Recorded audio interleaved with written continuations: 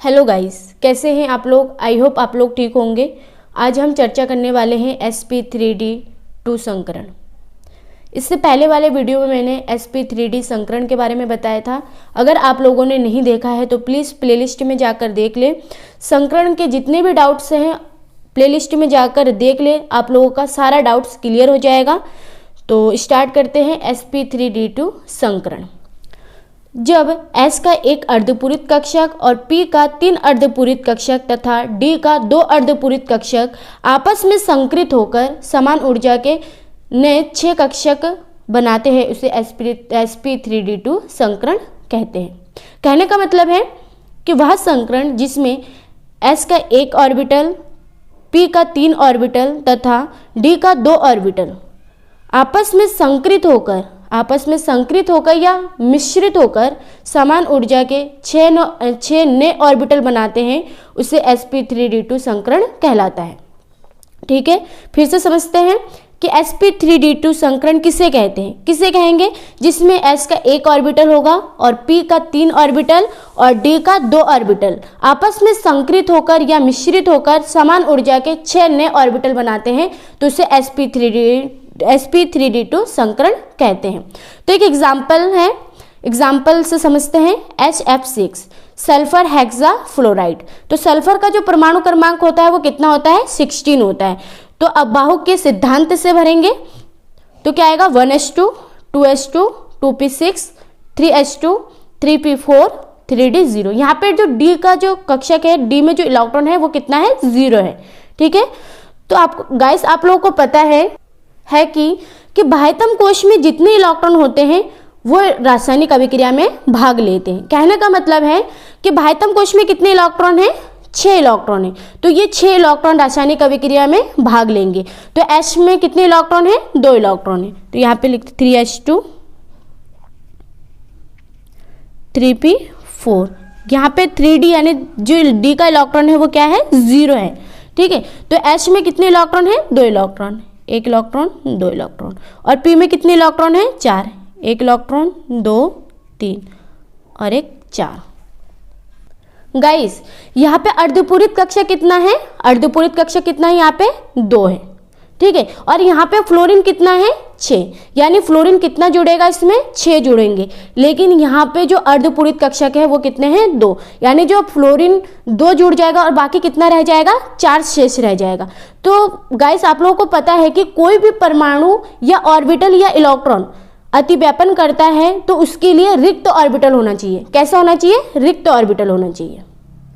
रिक्त ऑर्बिटल कैसा होना चाहिए? उसमें एक इलेक्ट्रॉन उपस्थित होना चाहिए, मतलब अर्धपूरित होना चाहिए। क्या होना चाहिए? अर्धपूरित होना चाहिए। तो यहाँ पर अर्धपूरित केवल कितने हैं? 2 हैं। तो यहाँ पर अर्धपूरित कक्षक केवल 2 ही है। तो S का एक इलेक्ट्रॉन और P का एक इलेक्ट्रॉन उत्तेजित होकर कहाँ चला जाएगा? D में चला जाएगा और बाकी का रह जाएगा। S में कितने इलेक्ट्रॉन रह गए? अब 1, और P में कितने रह गए? 3। अब यहाँ पर अर्धपूरित कक्षक कितनी रह गई है? 6, 1 2 3 4 5 6। तो ये कितने रह गए? अर्धपूरित कक्षक कितने बन गए? 6 बन गए। तो H का एक अर्धपूरित कक्षक, P का 3 अर्धपूरित कक्षक और D का 2 अर्धपूरित कक्षक आपस में संकृत होकर समान ऊर्जा के कितने नए कक्षक बनाते हैं? 6 नए कक्षक बनाते हैं। अब यहाँ पे जो फ्लोरीन है 6, अब क्या होगा? एक इलेक्ट्रॉन संकृत अवस्था में क्या हो जाएगा? जुड़ जाएगा। ये अर्धपूरित कितने कक्षक है? 6 कक्षक है। तो यहाँ पे क्या हो जाएगा? जो फ्लोरीन है, यहाँ पे फ्लोरीन कितना है? 6। अब यहाँ पे एक क्या हो जाएगा? फ्लोरीन इसमें आके जुड़ जाएगा।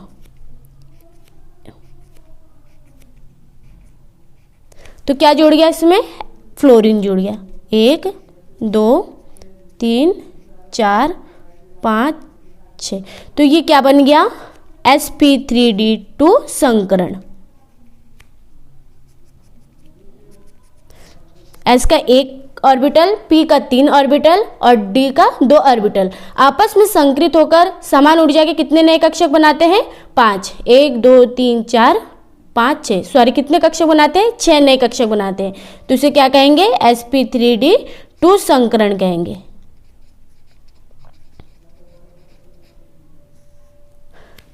दोस्तों इतना क्लियर हुआ? देखो फिर से समझते हैं।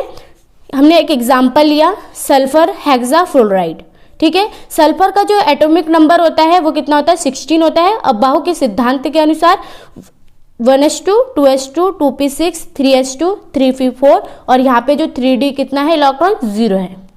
तो गाइस आप लोगों को पता है कि जो बाह्यतम कोश में जितने इलेक्ट्रॉन होते हैं उतने ही क्या करते हैं? रासायनिक अभिक्रिया में भाग लेते हैं। यानी कहने का मतलब है यहाँ पे कितने इलेक्ट्रॉन है हमारे पास? 6 इलेक्ट्रॉन है। तो 6 इलेक्ट्रॉन है तो रासायनिक अभिक्रिया में यही 6 इलेक्ट्रॉन भाग लेंगे, ठीक है। तो हमने भर दिया। एस में कितने इलेक्ट्रॉन थे? 2 इलेक्ट्रॉन। पी में कितने थे? 4 इलेक्ट्रॉन। तो यहाँ पे कितने इलेक्ट्रॉन है हमारे पास? अर्धपूरित 2 इलेक्ट्रॉन है। लेकिन यहाँ पे हमारे पास फ्लोरीन कितने हैं? 6। तो अर्धपूरित यहाँ पे कितने भरेंगे? 2 भरेंगे और बाकी कितने रह जाएंगे? 4 रह जाएंगे, ठीक है। तो 4 रह जाएंगे। तब हम क्या करेंगे? उत्तेजित अवस्था में एस का 1 इलेक्ट्रॉन और पी का 1 इलेक्ट्रॉन उत्तेजित होकर कहाँ चला जाएगा? डी में चला जाएगा। तो यहाँ पे कितने हो गए अर्धपूरित कक्षक? अर्धपूरित कक्षक कितने हो गए? 6 हो गए। अब यहाँ पे जो अर्धपूरित कक्षक 6 हो गए, अब यहाँ पे जो फ्लोरीन है तो फ्लोरीन के 6 जो इलेक्ट्रॉन है वो कहाँ जुड़ जाएगा? इसमें अर्धपूरित कक्षा में एक एक फ्लोरीन आके जुड़ जाएगा। तो ये क्या बन गया? sp3d2 संकरण। अब हम बात करते हैं इसके आकृति की। तो इसकी आकृति कैसी होती है? इसकी आकृति होती है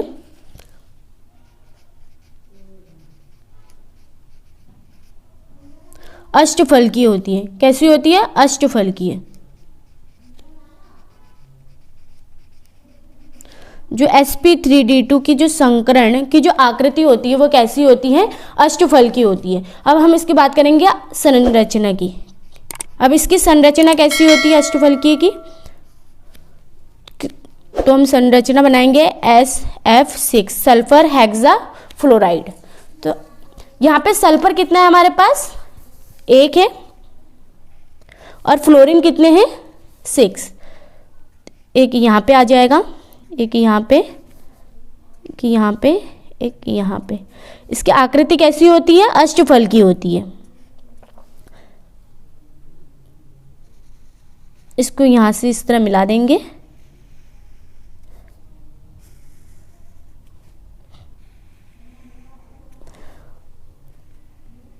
अब ये फ्लोरीन किससे जुड़ जाएगा? सल्फर से।